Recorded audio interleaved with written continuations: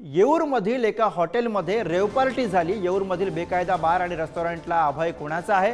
Thane police आणि one विभागाकडून कारवाई का होत नाही असे सवाल हे आमदार जितेंद्र आव्हाड यांनी उपस्थित केलेले आहेत।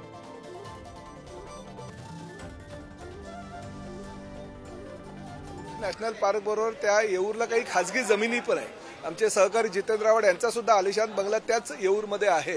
ही वस्तुस्थिती आहे, परंतु काही खासगी जमिनीवर काही लोक येतात आणि त्या ठिकाणी पब्स, हॉटेल, बार वगैरे हे उभारले गेलेले आहेत। प्रत्येक वेळेस अधिवेशनामध्ये किंवा इतर काही आयुधाच्या माध्यमातून जेव्हा आवाज उठवला जातो लोकप्रतिनिधींच्या माध्यमातून तात्पुरत्या स्वरूपात त्या ठिकाणी बंदी आणली जाते, परंतु त्या बंदीनंतर मात्र 2 ते 3 महिन्यात परत ते एरे माझ्या मागल्या अशा पद्धतीने त्या ठिकाणी ही दारुडे मंडळी आणि दुसरी काही ड्रग्स वगैरे विकणारी मंडळी फिरत असतात आणि त्या माध्यमातून त्या ठिकाणी फार मोठ्या प्रमाणात ध्वनी प्रदूषण होतो आणि फार मोठ्या प्रमाणात संजय गांधी नॅशनल पार्कमधील जी जनावरं वगैरे आहेत त्यांना सुद्धा त्याचा त्रास होतो। त्यामुळे त्याच्यावर कारवाई करण्याची मागणी गेल्या अनेक वर्षापासून स्थानिक लोकप्रतिनिधी ती रेटून धरतो, परंतु फक्त जितेंद्र आव्हाडांना माझी विनंती आहे की फक्त एक दिवस काहीतरी आंदोलन करून थांबू नका।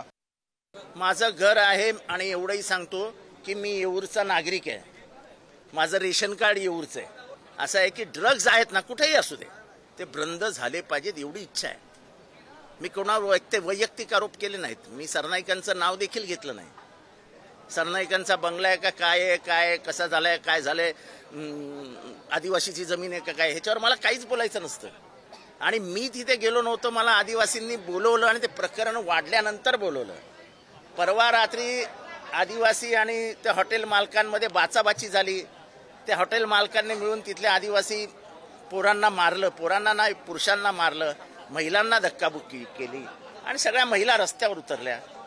पुण्यामध्ये सुद्धा जे युवा वर्ग तिथं ड्रग्सचं सेवन करत होते त्याच्या 50 मीटरवरच पोलीसची चौकी आहे आणि पोलिसांना काय स्वतः त्यांनी धाड टाकली म्हणून त्यांना कळलं असं नाही। सोशल मीडियावर तो व्हिडिओ आल्यानंतर मग पोलीस प्रशासन तिथं जागं झालं। त्यामुळे ठाण्यात पण या गोष्टी होत असाव्यात। अख्ख्या महाराष्ट्रामध्ये तशा गोष्टी आज होत आहेत। 20-20 हजार 5-5 हजार कोटीचं ड्रग जेव्हा सापडतं, किती ड्रग लोकांकडे जातं हा अंदाज सुद्धा आपल्याला करता येणार नाही। दरम्यान आव्हाडांच्या या आरोपांनंतर ठाण्यातही बुलडोझर कारवाई झाली आहे। ठाण्यामध्ये येऊर हिलमधील Bombay Duck restaurant bar Thane पालिकेने तोडक कारवाई केलेली आहे। अनधिकृत बार आणि रेस्टॉरंटवरती पालिकेने ही तोडक कारवाई केलेली आहे। ठाण्यातल्या येऊरमधली ही कारवाईची दृश्य आपण बघतोय। अनधिकृत बार आणि रेस्टॉरंटवरती पालिकेने ही तोडक कारवाई केलेली आहे।